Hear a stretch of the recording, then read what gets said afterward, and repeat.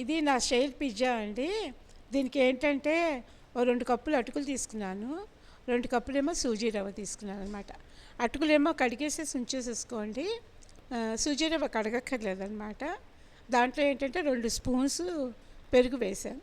ఇందులో ఈనో కానీ అవన్నీ ఏమి అక్కర్లేదండి. ఫ్రూట్ సాల్ట్ కానీ ఏమి అక్కర్లేదు. ఇవి నానపెట్టేసేసి ఉంచేసుకోవాలన్నమాట. ఒక 10 మినిట్స్ నానితే చాలండి. మిక్సీ గ్రైండర్లో వేసేసుకుని మెత్తగా మిక్సీ పట్టేసేసుకోవాలన్నమాట. ఇది జారుగానే వేసుకుందాము. పిజ్జా టైప్లో వస్తుందన్నమాట. దీని నిండా ఫుల్ వెజిటబుల్స్ ఉంటాయన్నమాట. అన్నీ కూడా క్యాప్సికము, క్యారెట్, నెక్స్ట్ ఏమో స్వీట్ కార్న్ మాత్రం మస్ట్ అండ్ షుడ్ వేసుకోండి. నెక్స్ట్ ఏంటంటే టమాటా కూడా దీనికి మంచి టేస్ట్ ఇస్తుందండి. మీరు ఎన్ని వెజిటబుల్స్ వేసుకోవాలో అన్నీ వేసుకోండి, ఏం పర్వాలేదు, అన్నీ బాగుంటాయి. నేనైతే ఇవి వేస్తున్నాను అనమాట. చాలా బాగుంటుందండి, పిల్లలు కూడా బాగా నచ్చుతుంది.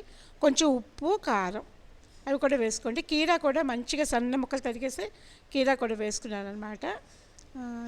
నెక్స్ట్ ఏంటంటే ఉప్పు, కారం, కొత్తిమీర వేసుకోవాలండి. కొత్తిమీర వేసుకుంటే బాగుంటుంది అనమాట.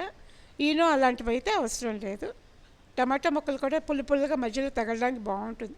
ఆమ్చూర్ పౌడర్ అయితే వేయక్కర్లేదు. ఇలా పెద్దగా వేసేసుకోండి, పిజ్జాలాగా వస్తుంది. కానీ దీన్ని కాల్చేటప్పుడు మాత్రం ఎక్కువ టైం పడుతుందండి, చాలా టైం పడుతుంది.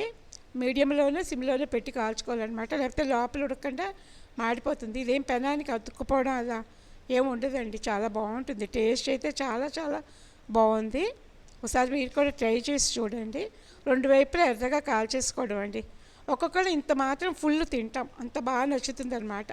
బయటికి వెళ్ళి పిజ్జాలు అవన్నీ మనం కొనుక్కోక్కర్లేదంట. మన టైపులో మనం ఇలాగా చేసుకోవచ్చు.